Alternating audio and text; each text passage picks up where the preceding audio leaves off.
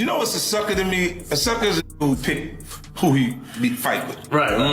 Like if you sitting and you go, I'm not going because this. I won't fuck with him, but I'll with this one. Yeah, I think I can take him. Right. You want to fight the you think you can beat. Can't believe people play with people intelligence the way they play with people intelligence and intellect. You know, the way they do today. You know, people are telling lies for a living. You know what I mean? They actually lying to y'all for a living. He didn't say nothing to whack. So when you come talking to me, I feel like you're very selective. This is exactly what I meant last week when I was talking about street is being... Word on the street is, it just got ugly. And you already know, when 50 Cent's name starts spinning in the gossip mill, it's about to be straight war. Now Jay Prince, yes, that Jay Prince might have just pressed the wrong button by coming for 50 over the shade he's been throwing at Big Meech. But y'all know 50. He don't fold, he fires back. And this time, oh, it's personal. Jay Prince tried to warn him to keep Big Meech's name out his mouth, or else. But 50, he ain't exactly the quiet type. And let's be honest here, Jay Prince may be respected in Houston, but his name stays wrapped up in all kinds of whisper campaigns. We're talking extortion rumors, shady dice games, and even deadly connections. Yeah, some people out here still believe he and his son had something to do with Takeoff's tragic death. So now, with 50 already hinting at Jay Prince's skeletons, this beef is heating up quick. 50 didn't waste a second. He slid right onto Instagram, hitting back with his classic smug energy. His message, test me if you want, but I don't play fair. But let's rewind. Is Jay Prince really going this hard over Big Meech? What did he actually say to 50? And is he making a huge mistake by poking the pettiest man in hip-hop? Let's break it down. If you've been keeping up, then you know 50 Cent is not letting up on Big Meech. The snitching claims, he's still breathing fire. And just when things were cooling down, Top 5, yes, the rapper from Toronto, jumped in with a sucker punch of his own. He went online and dragged Meech for sliding in his DMs, straight up calling him a rat. And he didn't hold back either. In a video, he looked dead at the camera and said, "Yo, 50 Cent, come get this fake 60-year-old kingpin out my DMs before I crash out." Big screech. This fucking rat thought he could DM me and tap in. Yo, 50 Cent, come get this fake 6-year-old kingpin out of my fucking DMs. Should've worked a regular job like my father. Big Meech, big screech. Yo, Lil Meech, call me Lil. You already know what 50 did next. He reposted the video and added his own flavor to it. The trolling, immaculate. He turned it into a circus act, and everyone was watching. While most industry folks kept their distance, hoping to avoid the fallout, Jay Prince? Oh, he jumped into the ring like it was his fight. Gossip pages started spilling that Jay Prince was sneak dissing 50 on Instagram stories, accusing him of using Meech's name for clout. Like, what? Nobody asked Jay Prince to step into this, and yet here he is. Allegedly, Jay Prince even posted and then deleted a slick message claiming he created the BMF brand. Yes, you read that right, the audacity. But that's not even the tea. Insiders are whispering that Jay Prince may be making moves behind the scenes, allegedly sending threats and trying to silence 50 through pressure plays. But 50? Oh, he laughed in the face of it. He clapped back with a clip from Training Day, and in the caption, he didn't say much, but the message was clear. You coming for me? You better come hard. Now fans are clowning Jay Prince online, warning him to fall back. Because one thing you should never, ever do is come for 50 Cent when you've got a past full of dirt. And trust, Jay Prince has a whole lot of mess in his history. Let's talk about that. Jay Prince isn't just somebody. He's the CEO and co-founder of Rap-A-Lot Records, one of the most legendary labels out of Houston. He's got deep ties in the South, and he moves like the king of H-Town. There's even this unspoken rule that when big-name rappers land in Houston, they have to check in with him, almost like he's the city's gatekeeper. But not everyone's buying into that whole protection narrative. Maybe we need to change the word for the youngsters. The checking in part, you know, is they seem to get hung up on that word checking in. Yeah. So if we could diversify that word and bring it up to a 2021 thing. Right. What's the word, OG? What's the word? Maybe we may want to tell them they need to get connected. Yeah. You know what I mean? Yeah. Maybe that's the proper word, connected, properly connected, Yeah. or whatnot. Yeah, they getting tripped up on the semantics. Yeah, they get stuck. I mean, right there, you stuck. So then you stuck on stupid, right? Yeah. You stuck on stupid, and you're not using your powers or access to powers that you have. You're looking at it as a negative versus a positive. You know, we all know if you can tap into good people wherever you go. Wherever, yeah. You know what I mean? It's a blessing, Rip. Real talk. You know Real what I talk. mean? Who want to have access to power and not use? People in the streets been buzzing for years about Jay Prince and his son Jazz allegedly running a full-on extortion ring. You ever hear about those dice games they host? Word is, artists are lured in, and once the stakes get high, they mysteriously lose big. It's like a setup for someone else to cash out.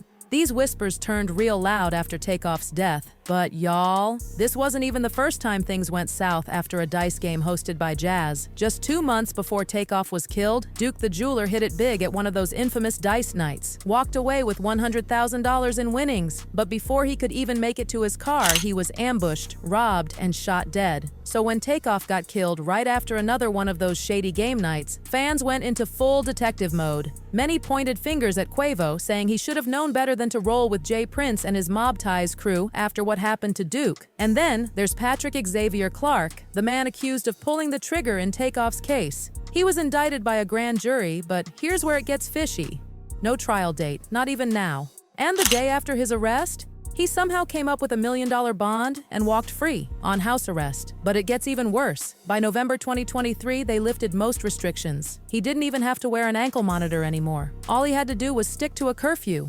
Make it make sense. Court documents even show Patrick Clark wasn't allowed to talk to any witnesses, victims, or even Takeoff's family, and especially not Jay Prince Jr. Fans are looking at this whole case sideways. It's been 3 years, and it's still swirling in mystery and delay tactics. Now Clark's lawyer, Letitia Cannon Holland, is stepping in with even more chaos. She just told Rolling Stone that her client didn't pull the trigger, and she's planning to blow the state's case to pieces. She says the ballistics and video footage don't match the charges and that Clark was just trying to survive the chaos like everyone else. Her exact words? He didn't have anything to do with the argument. He just happened to be in the wrong place at the wrong time when people started firing. So now we gotta ask, with all this dirt around those dice games and Jay Prince's name constantly in the mix, why is he out here picking a fight with 50 freaking Cent? Because if you thought this story was messy, just wait. So I had a dude call me, right? And that Junior been having some going on down there in Houston, bro. We got the media team in here. So it's an inside month. Yeah. Now this month, he's the one that's tied to the dude that makes the loaded dice. Right? Check the play out. All entertainers, when you go to Houston, stay away from Jay Prince Jr. There's a whole play going on. Here go the play right here. The play is a loaded dice. Now I'm gonna talk about something. Let me see if y'all catch up with what I'm saying. Whack. Now let's talk about Whack 100, the man who stays dropping tea hotter than fresh coffee. He's been on a rampage warning artists to stay the hell away from Jazz Prince's dice games. Whack called the whole thing a finesse operation, plain and simple. And here's the kicker. He didn't just hint that Quavo and Takeoff were caught up in something shady. He straight up said it. According to him, those dice games ain't just friendly rolls. They're setups, traps. Artists come in thinking they're about to make some money and walk out either broke or worse. And in Takeoff's case, we all saw the worse. And watch this. And Little Cam are the loaded dice rotators, right? He said, what? There was a situation that occurred that a certain jeweler around and got past the dice on accident and was hitting on them for a couple hundred. They got irritated about that. I ain't gonna go too far into that story because, right, boom. The only way they could get their money back was however they money back.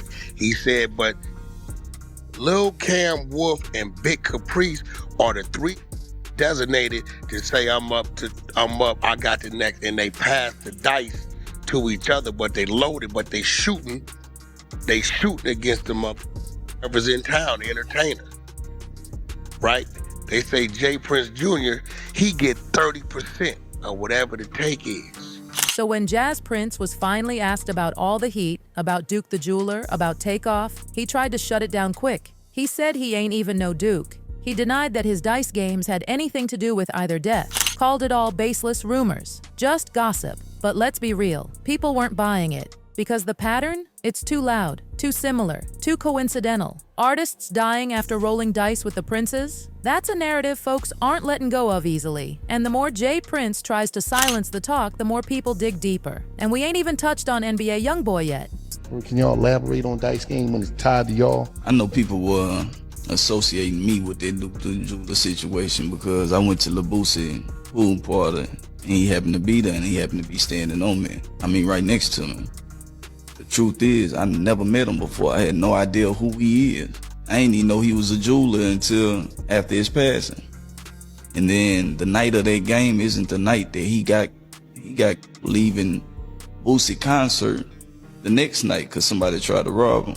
Back in July 2020, YoungBoy was staying at an Airbnb in Houston when some goons pulled up. But they didn't just steal a few things, they targeted his most prized possessions. Chains, keys to his $350,000 Bentley, personal stuff. And instead of keeping it hush-hush, these fools posted a video online flexing with his stolen goods. We're talking a white Bentley, Rolls-Royce, and even a 2020 McLaren GT. All of it paraded online like a trophy haul. But here's where it gets really wild. They hit YoungBoy with a $30,000 ransom demand to get his stuff back. And guess who popped up on Instagram claiming to have his chains and keys? Jay Prince. Yup. He posted about it like it was a favor. Like he was doing YoungBoy a solid by holding his stuff. He even told him to come pick it up. The internet was stunned. While we was gone, I got a call, you know what I mean? Because the little homie YoungBoy place got broke into.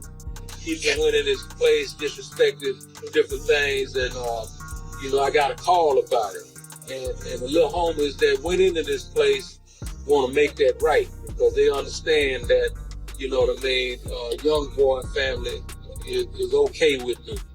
And as you can see, homie, to make a long story short, I got your keys to your Rolls Royce, I got your keys to your McLaren, you know, all that they took, and the homie, Shakur, what you got, homie? You got your Rolls Royce umbrellas, you got your keys, you got a bunch of other shit, so get in contact with us, bro. Get your shit back, man. All good, waiting on you. But YoungBoy wasn't going for any of that. He saw right through it, called Jay Prince shady and said that whole check-in thing he promotes in Houston, it's just camouflaged extortion. You don't check in because you want to. You do it or risk getting your stuff snatched, or worse. And let's not pretend YoungBoy is the only one fed up. Hey, I don't want no friends, I don't want no new relationships. All that pussy, hey, I don't respect none of that shit, man. If you got something for me, man, they got plenty of niggas around me you could call. Man, nigga, it's plenty ways you could get in touch with me. Man, don't get on no internet and do nothing publicly. Don't do nothing dealing with no publicity, none of that pussy and shit. And I'm good on the keys, gangster. When you buy shit cash, two keys come with the car anyway. Mind your f***ing business. But even Cameron and Mace had something to say. They threw serious shade Jay Prince's way. First for allegedly setting up YoungBoy, and then for standing by watching while his golden boy Drake got bodied by Kendrick Lamar. Ouch. These two don't mince words. They basically accused Jay Prince of being more bark than bite, and for trying to strong-arm people into silence when the truth gets too hot. YoungBoy NBA umbrellas and his keys to his car. YoungBoy NBA told y'all niggas. This is what he said. This is what YoungBoy NBA said. Whack 100 was the most disrespectful. Wild disrespect. I ain't even gonna repeat the shit 100 said. Mad disrespect. Drake is beefing with Kendrick Lamar as we speak. I have not heard, this is the first time Drake got into some shit, and I hear you say shit to Kendrick Lamar now. Why do you think that you could tell us what we can and cannot say, man? Control your...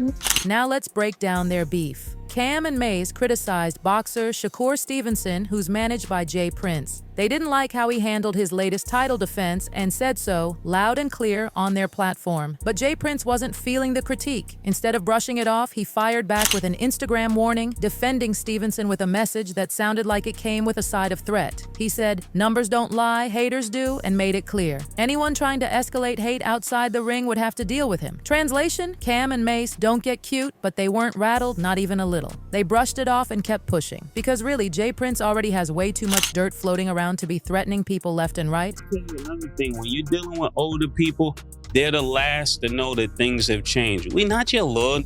Like, the way you talking, I don't get what you mean.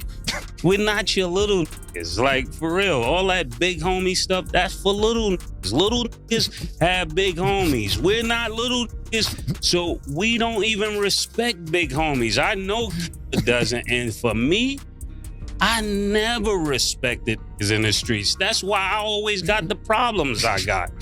You would tell me, Mace, chill. No, chill for what? Who is this?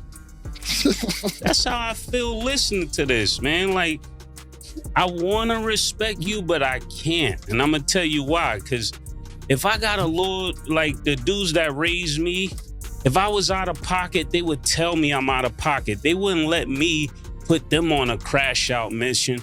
They would say, yo, Mace, listen. Around here, we don't send us to do nothing for us. We don't pay to handle our problems. You gotta put in your own work around here, Lord, man. That's what you were supposed to tell them. You can't go out here and talk crazy and then send me on a mission. And that brings us right back to 50 Cent. You know him. He doesn't just survive beef, he feeds off it. He built an entire empire off of calling people out, clowning their dirt, and turning drama into entertainment. So if Jay Prince thinks he can silence 50, he's dreaming, because 50's not scared. He's probably already writing the movie script. The minute Jay Prince tried to check him over the Big Meech drama, 50 doubled down. If he really wanted to, he could pull out every skeleton Jay Prince ever tried to hide. From extortion rumors to dice game deaths to public shakedowns. He could destroy Jay Prince's image with one Instagram post. One caption. That's the kind of power 50 has. So now the streets are talking, loud. Is Jay Prince really this loyal to Big Meech? Or is he using the drama as a cover for something else? And more importantly, did he just pick the wrong enemy? Because if 50 decides to go nuclear, it won't just be IG posts. It'll be documentaries, series, diss tracks, merch. He's that petty. So the real question is, who's about to catch the biggest L? Will Jay Prince backtrack like he's done before? Or is this about to turn into the ugliest, most public hip-hop beef we've seen in years? Only time will tell. But for now, the clock is ticking and 50 is locked, loaded, and ready to clown. What do y'all think? Did Jay Prince play himself by stepping to 50 Cent over Big Meech? Or is this all just smoke with no fire? Drop your thoughts in the comments below and don't miss what 50 does next, because you know he's got something up his sleeve. He's got something...